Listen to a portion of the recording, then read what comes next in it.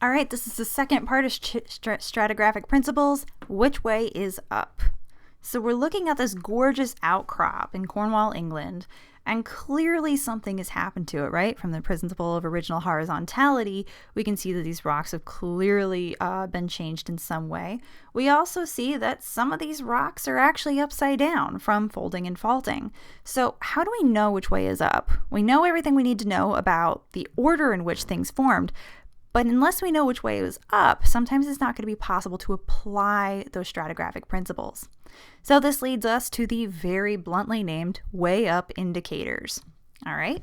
So Steno's principles, again, are really great because they can tell us how things should have happened before tectonics messed it up. But we may need to rely on other clues to see how we can untangle what tectonics has done. So again, they'll leave us way up indicators sometimes. A lot of these are from sedimentary rocks, but some are from igneous as well. This first one is cross-bedding. So a lot of the times we'll see contact sloping at base and a more abrupt angle at the top. So here we have Zion Canyon, which is some of the most famous cross-bedding. All right, we can see here, this is called trough cross-stratification. This is the abrupt top. Here's the slope. It will still be more abrupt at the top, even if it is planar cross-stratification where this line is straighter, okay? We can also tell paleocurrent, which is really great.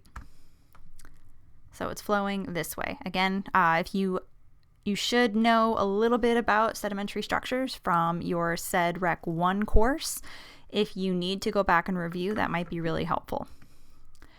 Another way up indicator, ripples. Ripples will point upwards. All right, so here's some modern day ripples. In the rock record, we'll see the crest of the ripple pointing towards the up on the rock. There we go.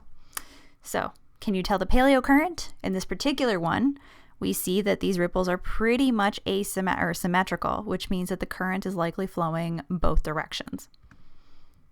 Another, scour marks, which means that the way up indicator is that the sediments will be carved into below. So how we see that, here is our scour fill.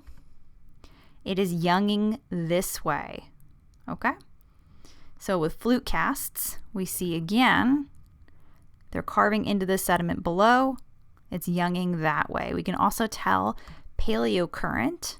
All right, again, a flute mark, we get something here, a pebble, a stick or something.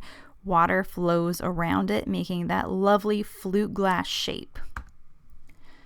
Footprints. This one is pretty easy, which is great. We see the footprints. These are pressed down.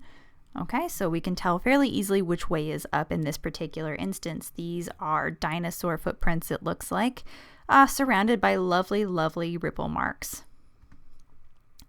Pillow lavas. These are in volcanic rocks. They're domed at the top and pointed underneath. So we can see the domes. It's younging, and here are the points, and here are the domes. With another volcanic rock, this is a beautiful sample of basalt. Basalt is identifiable in part by vesicles that are formed within it. And you see that the vesicles rise to the top of the rock. So we can tell which way is up by the number of bubbles. So one last thing, there are more way up indicators. For example, mud cracks. The more sun something receives, the wider the crack will be. So you can always find the way up with mud cracks based on where the widest part of the crack is. So it can tell you a lot about the paleo environment of a particular area. It can tell you where water was, how often it remained wet, right? With mud cracks, we know it dried out quite a bit. Ripple marks can tell us a lot about the current, direction, and things like that. So these are really helpful for figuring out the broader geologic history as well.